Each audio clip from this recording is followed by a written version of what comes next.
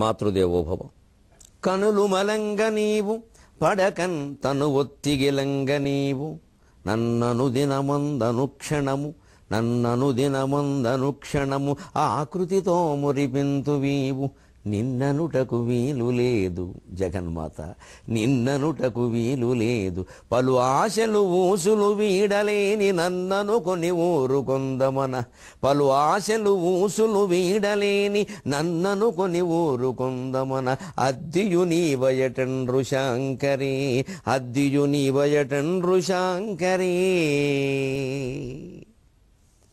ABN Andhra Jyothi ప్రేక్షక మహాశయులందరికీ నవజీవన వేదం అనే కార్యక్రమంలో 339వ భాగానికి స్వాగతం పలుకుతున్నాను. హనుమంతుడు కొద్దిగా నిరాశకు లోనయ్యాడు.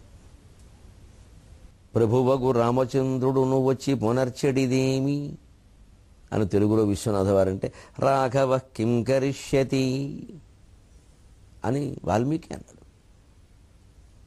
కానీ ఒక్క మాటతో దాని నుంచి తేరుకున్నాడు. మనం 10 రకాల పనుల మధ్యలో చిక్కుకున్నప్పుడు ఇలా ఆలోచించాలి. ఒక్కోసారి చూడండి, ఏదో ఓ వేళ చేయాల్సిన పనులు ఉంటే ఓ 10 పనులు ఉంటాయి. 10 పని బాగా చూస్తాం. అప్పటికి పోనీ ఒక 6 అయితే చాలు, 4 రేపైనా పర్వాలా అన్నట్టుగా ఉంటాం. 6 మాత్రం అవడం ఒక్కోటి 3 గంటలు పడుతుంది. 6 3 18 గంటల సమయం ఎక్కడుంది? ఉన్నదా 24 గంటలు. పడుకోవద్దా లేవద్దా? కాలకృత్యాలు కామకృత్యాలు ఎన్ని ఉంటాయి? ఏం చేస్తావు? వదిలేస్తావేటి? పోనీ ఎన్ని మానేస్తావు? స్నానం చేయడమైనా మానేసి కాలకృత్యాలు మానేస్తావా? కాలకృత్యాలు అయ్యాక స్నానం చేయడం మానేస్తావా? కుదరదుగా. మరి ఉన్న సమయంలో ఎలాగా అని ఇప్పుడు అలా ఆలోచించాలంటే ఇలాగా. సీతా జీవతి వానవా అన్నాడు. అసలు లంక ఎంత గొప్పది, 1000 మంది భటులు ఉన్నారు, వాళ్ళు ఇంతంత లావుగా ఉన్నారు. ఒక్కొక్కని నేను గుద్దరమాలు పెడితే 1 గంట పడుతుంది. ఒక్కొక్కడికి గంట చొప్పున 1000 మందికి 10,000 గంట. ఏమిటి లెక్క? ఇప్పుడు ఎవరు వాడు గుద్దమన్నారా? నేను గుద్దానే వీళ్ళందరినీ, నాకేం పని అంటే 1 గంట తర్వాత రాబోయే విషయాన్ని గురించి కూడా మనం ఇప్పుడు ఆలోచించడం అనవసరం. సుందరకాండ మనకు నేర్పుతున్నది అది. మన ఎదురుగా ఉన్నదే. గంట తర్వాత విషయం అప్పుడు ఆలోచిద్దాం. అంటే ఇప్పుడు ఏ పని చేయడానికి లేకపోతే ఆలోచించచ్చు. పోనీ ఇప్పుడు చేయవలసిన పని ఎదురుగా ఉందా, అది కూడా గంటలో ఇవ్వాలా ఆ పని పూర్తి చేసి. ఆ తర్వాత ఏదో ఇంకోటి ఏదో చేయాల్సి వస్తుంది. దాని గురించి ఇది ఆలోచిస్తే ఈ గంటలో ఈ ఆలోచనలో పడిన 15 గంట పోలా, అప్పుడు ఇది ఆగిపోయింది. కనీసం ఈ గంటలో దీన్ని చేసి ఇచ్చేస్తే తర్వాత ఏమండి సరిగ్గా సమయానికి ఇచ్చాను కదండి, తర్వాత పని కొంచెం కష్టం అండి, అది ఒక 2-3 గంటలు పడుతుందండి అంటే వాళ్ళు ఒప్పుకుంటారు. ఇది ఎంత గొప్పదండి సుందరకాండ. అడుగడుక్కి సుందరకాండ కదండి. అడుగడుక్కి వాల్మీకి, అడుగడుక్కి రామాయణం, అడుగడుక్కి విశ్వనాథ. అంతకు మించి అడుగులో ప్రతి అంగుళానికి ఆంజనేయ స్వామి. వీరందరూ అడుగడుక్కి ఉంటారు. కానీ హనుమంతుడు అడుగడుగునా ఉంటాడు, అంగుళంలో ఉంటాడు. ఆంజనేయుడు భగవంతుడు లేనిది ఎక్కడ? ఈ భావనతో మనం సుందరకాండ చదివితే ఎంత గొప్ప గ్రంథం ఇది. సీతా జీవతి వానవ. ఇప్పుడు నా ముందున్న కర్తవ్యం ఏమిటి? సీతాదేవి ముందు జీవతివా నవ, అసలు బతుకుందో లేదో తెలుసుకోవాలి. బతుకుంటే ఆవిడ దగ్గరికి వెళ్ళాలి. పోతే అనవసరం కదా. పోరదని ఏముంది, ఏం తెలియ, ఈ పాటికి నరికేసాడేమో ఎవరికి తెలుసు. ఇంకా అనవసరం. ఇంకా అప్పుడు వాడిని ఏం చేయాలనే విషయం తర్వాత ఆలోచిద్దాం. అది తేలేక ఇలాగ మనకి చాలా జీవితంలో మీరు గమనించండి, ఈ ఆలోచన తెవనక ముందే అనేక ఆలోచనలు వచ్చేస్తూ ఉంటాయి. ఎలా జరిగితే ఏం చేయాలి, అలా జరిగితే ఏం చేయాలి. ఇప్పుడు ఇంట్లో ఎవరో కనపడడం లేదండి, వెతకడానికి వెళ్ళే వెంటనే పోయాడేమో, బస్సు కింద పడ్డాడేమో, మార్చురి ఆలోచన ఎందుకంటే అప్పుడే అంతెందుకు? అసలు ఖచ్చితంగా ఏం చేద్దాం, వెళదాం, 4 పోలీస్ స్టేషన్లో చెబుదాం, ఓ రోజు చూద్దాం, అసలు వాడంతా వాడే వస్తాడేమో, పోనీ 4 ప్రకటనలు ఇద్దాం, పరువు పోయినా పర్వాలేదు అనుకుంటే, లేకపోతే అది చేయలేము. పైగా పెద్దవాళ్ళు, ఒక వయస్సు వాళ్ళంతా వాళ్ళు వెళ్ళిపోయారు, వాళ్ళు రారు, అనుమానం లేదు. రాదలుచుకుంటే ఎవరు ఆపుతారు? అదే పాపం ఏదో కొంచెం మనసు సరిగ్గా లేని వాళ్ళు మనం ప్రయత్నం చేయాలి. ఎందుకంటే మనసు సరిగ్గా లేదు, పాపం అతను వెళ్ళాను కూడా తెలియదేమో. అదే శుభ్రంగా అన్ని బాగున్నవాడు వెళ్ళిపోతే ఇక వాడు రాడు. ఇంకా రమణ మహర్షి లాంటి వాడు వెళ్ళిపోతే వస్తాడా? రారు. రమణీయ మహర్షులు ఉంటారు కొందరు, వారు వస్తారు, వారు బెదిరించడానికి వెడతారు. వాడు వస్తాడు, మనం ప్రయత్నం చేయకపోయినా వస్తాడు. అసలు వాళ్ళ దృష్టి అలా వెళ్ళిపోయిన వాడు వెళ్ళిపోయిన లక్ష్యాన్ని ఏదో జపమో తపమో ఏదో పోనీ దాన్ని సాధించడం కంటే ఇంట్లో వాళ్ళు లేదా స్నేహితులు అంతా గిలగిలాడిపోతున్నారు లేదా చూద్దామని చూస్తాడు. ఈ ప్రయత్నం అనవసరం. అందుకే ముందు మనం వెతకాల్సిన సీతాదేవిని వెతకాల్సిన ముందు ఆవిడ బతుకుందా లేదా ఆ విషయం తెలియాలి. బతుకుంటే తర్వాత ఆవిడతో ఏం మాట్లాడాలి, ఎలా చూడాలి, రావణాసుడు ఏం మాట్లాడుతున్నాడు విని మనం మాట్లాడాలి. ఇది నాకు ముఖ్యం. కానీ ఇక్కడ ఎంతమంది కాపలా వాళ్ళు ఉన్నారు, వీళ్ళ బలాబలాలు ఎంత, వీళ్ళతో ఎవరితో ఏ యుద్ధం చేయాలంటే ఈ లోపు ఏం అస్త్రాలు సంపాదించాలి, ఇదంతా చేసే పని ఇప్పుడు గోడ మీద కూర్చునే పిల్లి స్వామి పిల్లిగా మారతాడు. అందుకే గోడ మీద పిల్లి అటు దూకాలా ఇటు దూకాలా అని ఆలోచించాలి. కానీ దూకితే ఏమవుతుందంటే ఎటోటు దూకడానికి కాకపోతే వచ్చింది ఎందుకు ఇక్కడ. అది సీత జీవతివానవా అని ఆలోచించాడు ఒక్కసారిగా. అని ఇప్పుడే అనుకున్నాడు మనకు ఉపయోగపడే ఒక మాట. స్థిరచిత్తం లేని వాడికి సిద్ధాన్నం కూడా దక్కదు అన్నాడు హనుమంతుడు. ఎప్పుడు సమస్యలను జీవితంలో ఎదుర్కోవాలంటే స్థిరచిత్తం ఉండాలి. స్థిరచిత్తం అంటే ఒక నిర్ణయం తీసుకునే ముందు 10 నిమిషాలు కాదు 10 గంటలు ఆలోచించడం తప్పులేదు. నిర్ణయాన్ని బట్టి అన్ని పనికిమాలిన నిర్ణయాలు అన్నిటికి కాదు. బయట నుంచి కూర తెచ్చుకోవాలా వద్దా అని నిమిషం కూడా ఆలోచించకూడదు, తెచ్చుకోకూడదు, అంతే. అన్నీ విషమే, అన్నీ కల్తీ. దానికి ఆలోచించేది ఏముంది.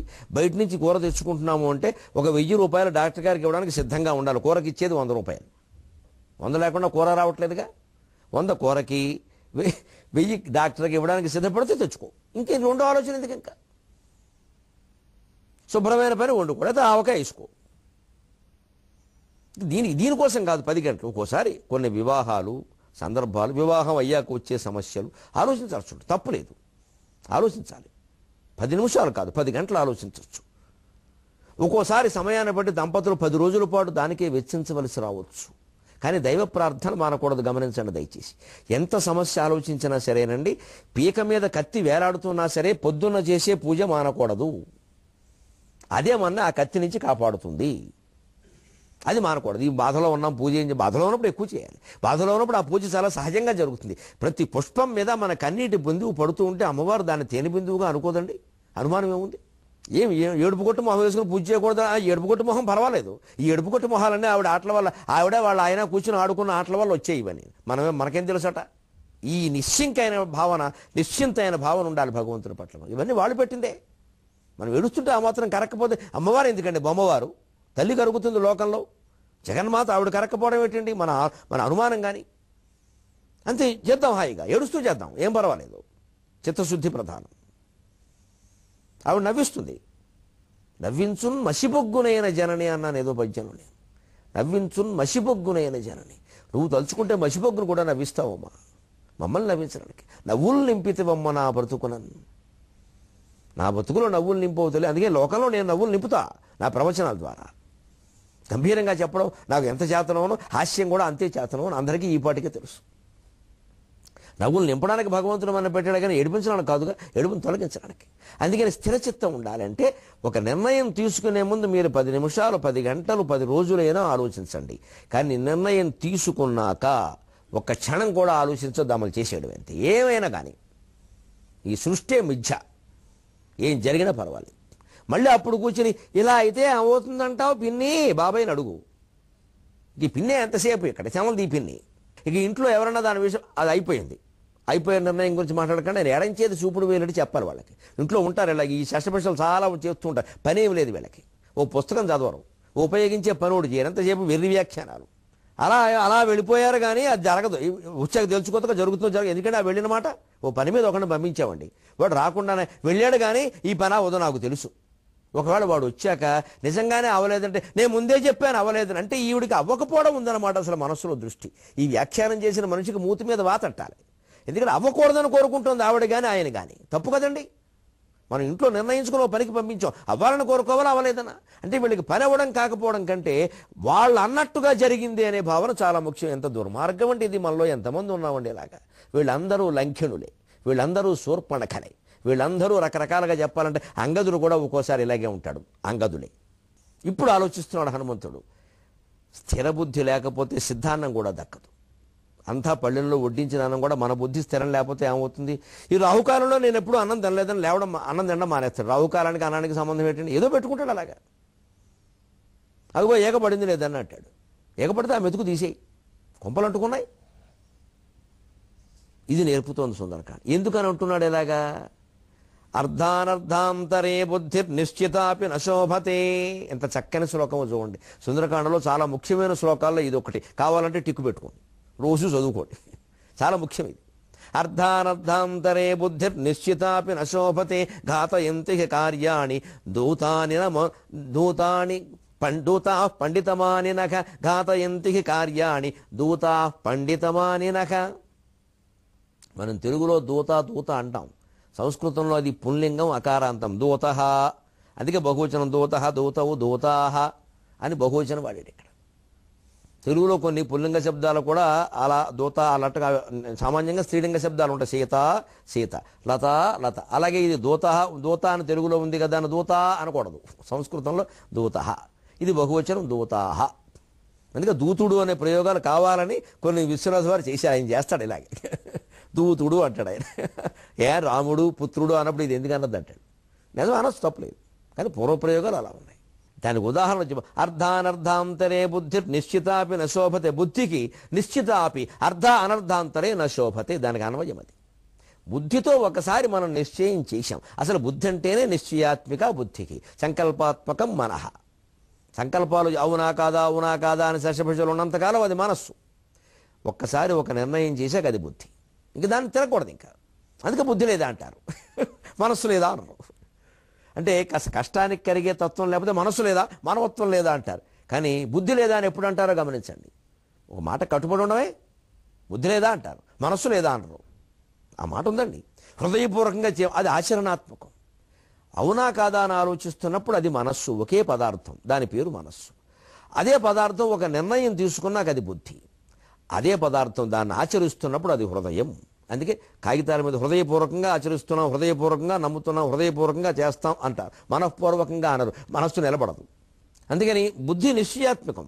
బుద్ధి నిశ్చయం అయినప్పటికీ కొంతమంది ఒక నిర్ణయం తీసుకున్నాక మళ్ళీ ఏదో తీసేసుకున్నాం కానీ ఏమవుతుందో, ఇది అర్థం అనర్థం, అర్థం అనర్థం భావయ నిత్యం అనేదో భజ గోవిందంలో అంటారే, అక్కడేమో అర్థాన్ని గురించి అన్నారు ఆయన, డబ్బు గురించి. కానీ ఇక్కడ అలా కాదు, అర్థం అనర్థం. దీనివల్ల వచ్చే ప్రయోజనాలు ఏమిటి, నష్టాలు ఏమిటి, ఎంతసేపు ఆలోచిస్తావు? 10 రోజులు ఆలోచించావు, దీంతో పదగా తెమల్చో వ్యవహారాన్ని. అవసరమైతే లాటరీ వేసేయండి, బొమ్మ పొరుసు, అంతే. అంత చేయకూడదండి. మానవ జీవితానికి అంత యోగం లేదండి అసలు. ఓ పెద్ద గొడవ ప్రతిదానికిను. ఏది తేరకపోతే అమ్మవారి ముందు బొమ్మ బొరుసు, మళ్ళీ అక్కడ మళ్ళీ దండం పెట్టి బొరుసు పడేలా చూడు అనకూడదు. ఏది పడితే అది పడుతుంది, చేసేయడమే. చేసే ఇంక మాట్లాడక, అది ఆవిడ నిర్ణయం. అంత గట్టి నమ్మకం ఉంటే.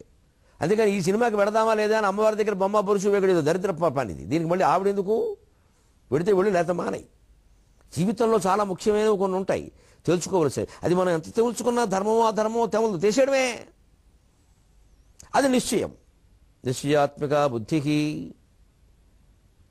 ఎందుకంటే సహజంగా యోగ వాసిష్టం సహా వేదాంత గ్రంథాలన్నీ చెప్పిన మాట, మన సొంత ఆలోచన లేకుండా ఆ మీదకొచ్చిన పని మనం చేశాము అంటే అది ఎలా జరుగుతుంది అంటే ఎలా జరగాలో అలాగే జరుగుతుంది.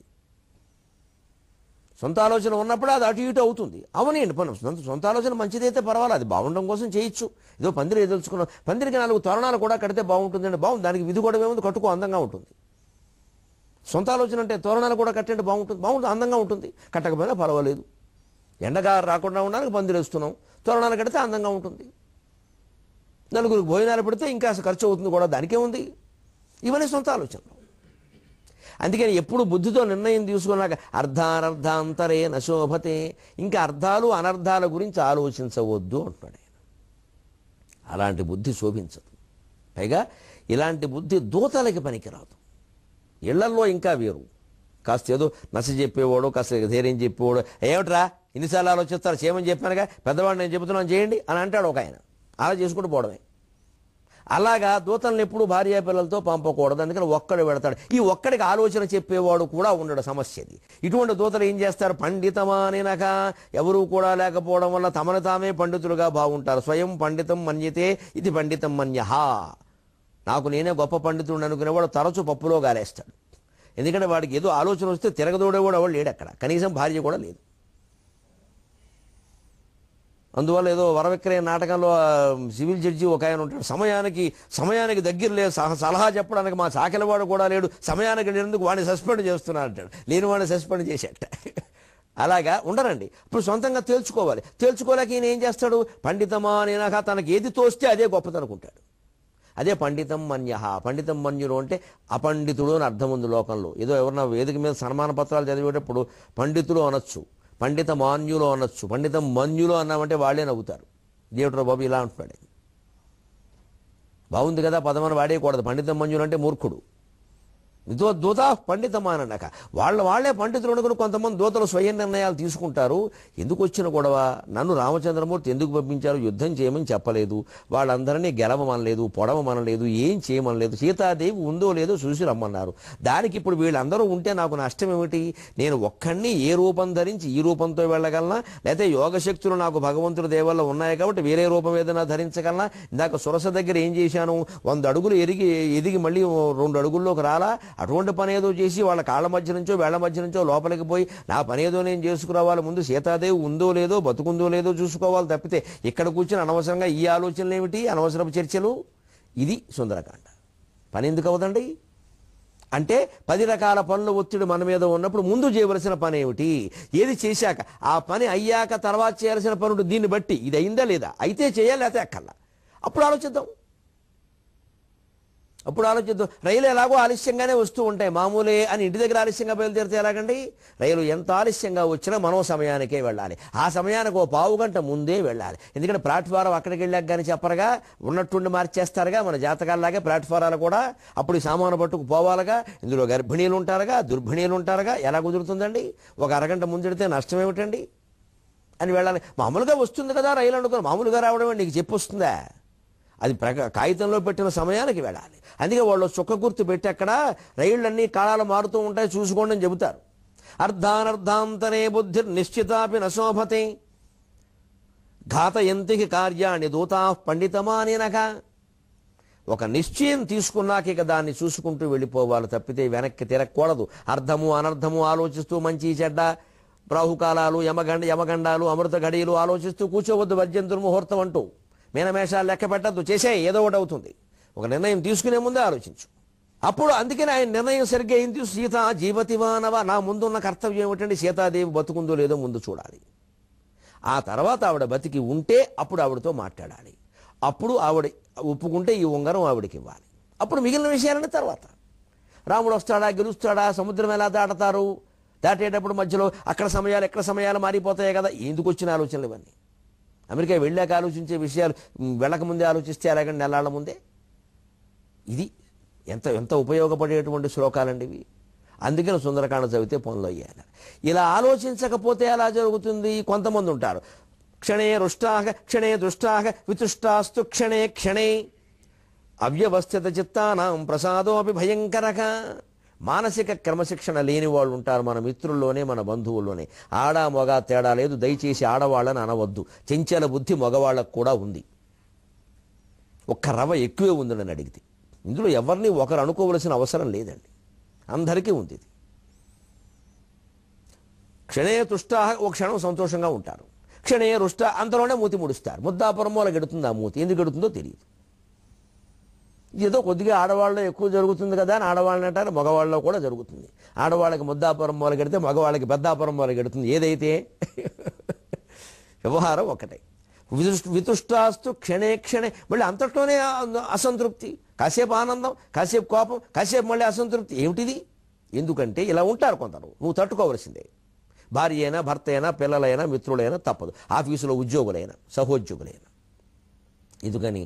అవ్యవస్థిత చిత్తానం. వాళ్ళ మానసిక క్రమశిక్షణ లేదు. వాళ్ళ మనస్సుకు స్థిరత్వం లేదు. వాళ్ళు అలాగే ఉంటారు. వాళ్ళకి ముఖ్యమైన పనులు చెప్పకండి. అలాంటివి ఏవో ఉంటాయి కొన్ని. దెబ్బతిన్న ఇబ్బంది లేనివి చెప్పండి. అగ్గిపెట్టి తెమ్మనండి. అగ్గిపెట్టి కాకపోతే ఇంకో పెట్టి తెచ్చాడు. అంతేగాని ముఖ్యమైనది చెప్పకండి. పైగా సమయానికి ఖచ్చితంగా అవ్వాల్సిన పనులుంటే ఈ క్రమశిక్షణ లేని వాళ్ళకి చెప్పకూడదు. వాళ్ళ వల్ల అవ్వదు. లక్షల కొద్ది ఆస్తులు వాళ్ళ చేతుల్లో పెట్టకూడదు. ఏం చేస్తారో తెలియదు. ఎందుకంటే ఓ నిర్ణయం తీసుకోలేరు. తీసుకున్న నిర్ణయాన్ని కట్టుబడి ఉండలేరు. వాళ్ళ తరఫున ఎవరైనా ఆలోచించాలి. వాళ్ళని కాస్త జాగ్రత్త చూసుకోవాలి. ఎందుకంటే వాడు ఆ కర్మ కొద్దీ అలా పుట్టాడు. వాడి కర్మ వాడు అనుభవిస్తాడు. వాడితో పాటు మనం ఎక్కడ మునిగిపోతాం? తక్కువ ఒకళ్ళు కుటుంబ సభ్యులు కావడం వల్ల మునిగిపోవలసి వచ్చినా తక్కువ నష్టంతో బయటపడాలి. అలా బయటపడలేకపోతే అయోమయం అయిపోతే ఆలోచన ఎలా ఉంటుంది? మనుచరిత్రలో పద్యం. హనుమంతుడు లాంటి స్థిరమైన బుద్ధి లేకపోతే ఒక్కసారి మనస్సు ఎలా ప్రసరిస్తుంది? ప్రవరుడు గొప్పవాడై మహాబ్రాహ్మణుడు, వేద పండితుడు, ధర్మనిష్టాపరుడు, గొప్ప శీలవంతుడు, అతిథి మర్యాదలు చేసాడు, అన్నీ ఉన్నాయి. వేపకాయంత వెర్రుంది. ఆ వేపకాయంత వెర్రు ఏమిటి? హిమాలయాలకు వెళ్ళాడు. అక్కడేమో పాదలేపనం కరిగిపోయింది. అసలు పాదలేపనం ఇలా పుయ్యగానే వెళ్ళిపోవడం ఏమిటండి? ఈ లేపనానికి ఏమండి ఒకవేళ కరిగిపోతే ఏమిటని అడగద్దా అండి? హిమాలయాల్లో మంచు ఉంటుందని ఈ పెద్ద మనిషి తెలియదా అండి? హిమాలయాల్లో మంచు ఉంటుందని ఎవరైనా చెప్పాలా? తెలియదా? దాని పేరే హిమాలయం. వెళ్ళిపోయాడు ముందు ఇలాగా. భార్యను కూడా తీసుకెళ్ళా, ఎవరికీ చెప్పలా. సాయంత్రం వచ్చేద్దాం, రాగలమో లేదో, ఏమీ లేదు, వెళ్ళిపోయాడు టక్ మరి. అక్కడికి వెళ్ళాక మధ్యాహ్నం పూట మంచుకి శుభ్రంగా పాదలేపనం కరిగిపోయింది. ఇంకా నడిచి వెళ్ళాలి, దారి తెలియదు. ఈయన ఎక్కడో మహిష్మతిపురం, ఏదో అరుణాస్పదపురం, గుజరాత్ దగ్గర, ఈయనేమో హిమాలయాల్లో ఉన్నాడు. ఎలా వస్తాడు? ఇక అక్కడి నుంచి ఏమనుకున్నాడు? అసలు బుద్ధి లేదు అని పోనీ తాను అనుకుంటే పోలే. ఎందుకు వచ్చాను ఇక్కడికి? పనికి మాలిన కొండ ఏముంది? అంతవరకు కొండంతా తిరిగి మున్ను ముచ్చోటు, విరాళి కొన్న చోటు, పార్వతి తపంపు చేసిన చోటు, మన్మధుడు కాలిన చోటు, వీడు వాలిన చోటు అని బ్రహ్మాండంగా వర్ణించాడండి. అంటే మన పరిస్థితులన్నీ బాగుంటే హిమాలయం బ్రహ్మాండంగా కనపడిందే. మనకు కాస్త దారి తెలవని పరిస్థితి వచ్చారు. దిక్కుమాలిన యాత్ర ఎవరు పెట్టారు? అసలు ఈ ట్రావెల్స్ వాస్తూ ఎవడూ రాకూడదు. ట్రావెల్స్ కూడా కాదు, ఇది ఒక్కడే వచ్చాడు. మన ఇంటి దగ్గర రమ్మని ఎవరు చెప్పారు? వెళ్ళమని ఎవరు చెప్పారు? ఆ సిద్ధుడు ఏడి పట్టుకుంటే పాదలేపనం పూసినందుకు అని వాడి మీద కోపమా? ఇలా అయితే నడుస్తుందండి. సరిగ్గా ఆయన ఏమనుకున్నాడంటే, అకలంక ఔషధ సత్వముందెలియ, సిద్ధుడు నా కాలిక పాదలేపనం పూస్తే పూయొచ్చు, నాకు బుద్ధి ఉండద్దా? అకలంక ఔషధ సత్వముందెలియ మాయాద్వారగా వంతి కాశి కురుక్షేత్ర గయా ప్రయాగములునే సేవింపక, మాయాద్వారగా వంతి కాశి కురుక్షేత్ర గయా ప్రయాగములునే సేవింపక, ఉద్దండ గండక వేదండ వరాక వాకరిపు ఖడ్గ వ్యాఘ్రము ఇమ్మంచుగొండ కురాజెల్లునే, ఇమ్మంచుగొండ కురాజెల్లునే, బుద్ధిజాడ్య జనితోన్మాదుల్ గదా శ్రోత్రియుల్, బుద్ధిజాడ్య జనితోన్మాదుల్ గదా శ్రోత్రియుల్. వ్యక్తిత్వ వికాసానికి ఈ పద్యం ఎంత ఉపయోగపడుతుందో చూడండి. హనుమంతుడు లాంటి నిర్ణయం తీసుకోవాలా. ముందు అసలు నేను ఎందుకు వచ్చాను అక్కడికి? వెళ్ళాలి కదా, సరే ప్రయత్నం చేద్దాం, ఎవరినైనా అడుగుదాం. ఈ ఆలోచన కంటే ముందు ఆలోచన ప్రవరంలో ఏమొచ్చిందంటే, సుందరకాండ చదవలేదేమో నాకు తెలియదు కానీ,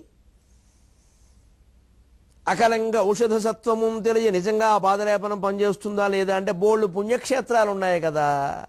హిమాలయాల్లో ఏమైనా గుడా గోపురమా? ఎందుకు రావాలి నేను అడిగి? మాయా ద్వారక అవంతి, మాయా అంటే ఉజ్జయిని నగరం అని అంటారు. ద్వారక అవంతి కాశీ గయా కురుక్షేత్రములు. ద్వారక ఉంది, ఉజ్జయిని ఉంది, అవంతి ఉంది, కాశీ ఉంది, గయ ఉంది, కురుక్షేత్రం ఉంది. ఎన్ని ఉన్నాయండి? ద్వారక ఉంది. ద్వారక వెళ్ళి అందులో దూరకుండా నేను ఎక్కడికి ఎందుకు వచ్చాను? పని లేక. అన్ని పుణ్యక్షేత్రాలు ఉంటే బ్రాహ్మణుడి పితృతర్పణం చేయాల్సిన పరిస్థితులు కూడా ఉండి ఇక్కడికి రావడం ఏమిటి? అంటే ఏదైనా కొంచెం ఎదురు తిరిగేసరికి మొత్తం తన ప్రయాణాన్ని అంతటినీ తిట్టుకోవడం, బయలుదేరిన రోజును తిట్టుకోవడం, బయలుదేరిన ముహూర్తాన్ని తిట్టుకోవడం, ఎదురొచ్చిన వాళ్ళని తిట్టుకోవడం, ఇవన్నీ మనం చేసే పనులే కదండి. మన బుద్ధిని మనం తిట్టుకోవడం ఇష్టం లేక, మనం తక్కువ వాళ్ళని గ్రహించడం ఇష్టం లేక, లోపం మనదని ఒప్పుకోవడం ఇష్టం లేక ఎదురొచ్చిన వాడు అంటాం. ఎంత దుర్మార్గం అండి. వాడు ఎదురు రావడానికి మన పనికి ఏమైనా సంబంధం ఉందండి? అసలు పొద్దున్న ఎవడ మొహం చూసామో, ఎవడెదురొచ్చాడో, ఏం మాట్లాడండి ఇవన్నీ. కొన్ని జాతులు మొత్తం అభివృద్ధి చెందడానికి ఈ తిరోగమనమైన ఆలోచనే కారణం. ప్రతిదానికి వెనక ఆలోచన, ప్రతిదానికి వ్యతిరేక ఆలోచన. అసలు ముందుకు వెళ్ళనివ్వరు మనిషిని. వాడు ఏదైనా తలపెట్టినా కూడా, ఇవాళ మంగళవారం నీకు ఎందుకు రావా? నేను మంగళవారం అయితే ఏమైంది? అది జయవారం అని పేరు దానికి. మంగళవారానికి చెయ్యనివ్వరు పని. ఒకవేళ అది చెప్పానుగా మంగళవారం అని, అక్కడికి ఆ పని అవ్వడం కాకపోవడం కంటే నేను చెప్పాను కాబట్టి అవ్వలేదనే అహంకారం ముఖ్యమండి. నమస్కారం. చెడగొడుతున్నాం మన పిల్లల్ని మనం. ఈ గుడ్డి నమ్మకాలతో చెడగొడుతున్నాం. ఆలోచించాల్సిన విధానం ప్రవరంలో కాదు, హనుమంతుల్లో. ఏమంటున్నాడు ఈయన? పైగా ఆ ధోరణి ఎక్కడికి వెళ్ళిపోతుందో చూడండి. ఆ కురుక్షేత్రాలు తిరగడం మానేసి ఉద్దండ గండక వేదండ, భయంకరమైనది. ఈ హిమాలయాల్లో ఏముందండి? గాడిద గుడ్డు. ఎందుకు వచ్చాను ఇక్కడికి? పని లేక. భయంకరమైన ఏనుగులు, వేదండాలు, గండక మృగాలు, వరాహాలు, అడవి పందులు, వాకరిపు దున్నపోతులు. ఎందుకంటే అడవి దున్నపోతు గుర్రాన్ని తింటుంది. వాకం అంటే గుర్రం, వాక రిపు అంటే అడవి దున్నపోతు. అడవి దున్నపోతు తన కొమ్ములతో గుర్రాన్ని చంపుతుంది, దానికి ఆహారం గుర్రం. వాకరిపు ఖడ్గ మృగాలు, వ్యాఘ్రము పులులు, అడవి పందులు, అడవి ఏనుగులు ఉన్న ఈ దిక్కుమాలిన కొండ మంచుకొండకి రావడం ఏంటండి? ఇప్పుడు దిక్కుమాలిన కొండ అయిందా? అప్పుడేమో దివ్య పర్వతం అయిపోయిందా? ఇంతకుముందు అంటే మన పరిస్థితులు బాగుంటే అది దివ్య పర్వతమా? ఇప్పుడేమో దిక్కుమాలిన కొండ. ఇదంతా మన మనస్సు కారణం కాదండి, ఎవరినో అనుకోవడం. దీనికంటే దీనికి ఇప్పుడు చివరికి ఏమంటున్నాడు ఆయన? బ్రాహ్మణ సంఘం వాళ్ళు కేసెట్టాలి ఈ ప్రవరుడి మీద. ఏమన్నాడో తెలుసా? బుద్ధిజా అడ్యజనితోన్మాదులు కదా శ్రోత్రియులు. అసలు మా బ్రాహ్మణులు అందరూ ఇంతే ఇలాగే ఆలోచిస్తారు. మొత్తం బ్రాహ్మణులందరూ కేసెట్టద్దు, ఈయన పొగిడితే ఎలాగా? అంటే ఈయన ఒక్కడు ఆలోచిస్తే బ్రాహ్మణులందరూ అలాగే ఆలోచిస్తారా? బ్రాహ్మణంతా వెర్రివాళ్ళ? అంటే సాధారణంగా మనం చేసిన నేరాన్ని ఒప్పుకోవడం ఇష్టం లేక, మన అవగాహన లోపాన్ని, మన అవివేకాన్ని అంగీకరించడం ఇష్టం లేక, మన వీధి వాళ్ళ మీదకో, మన కుటుంబం మీదకో, మన పూర్వుల మీదకో, మన కులం మీదకో తోసేస్తూ ఉంటాం. ఈ తోసేయడాలు మానేసి ఖచ్చితంగా మనం చేసిన పనికి, మనం చేసిన ఆలోచనకి తప్పైనా ఒప్పైనా మనమే కట్టుబడి ఉండాలనే ఖచ్చితమైనటువంటి విధానాన్ని సుందరకాండ మనకు అలవాటు చేస్తోంది. ఇటువంటి సుందరకాండలో ఉండే దివ్యత్వాన్ని ఆస్వాదించడానికి 23:30 గంటల్లో మళ్ళీ మనం కలుద్దాం. అంతవరకు ఈ దివ్యత్వాన్ని మనకు అందించినటువంటి తెలుగులో మాట్లాడదాం, సంస్కృతాన్ని గౌరవిద్దాం.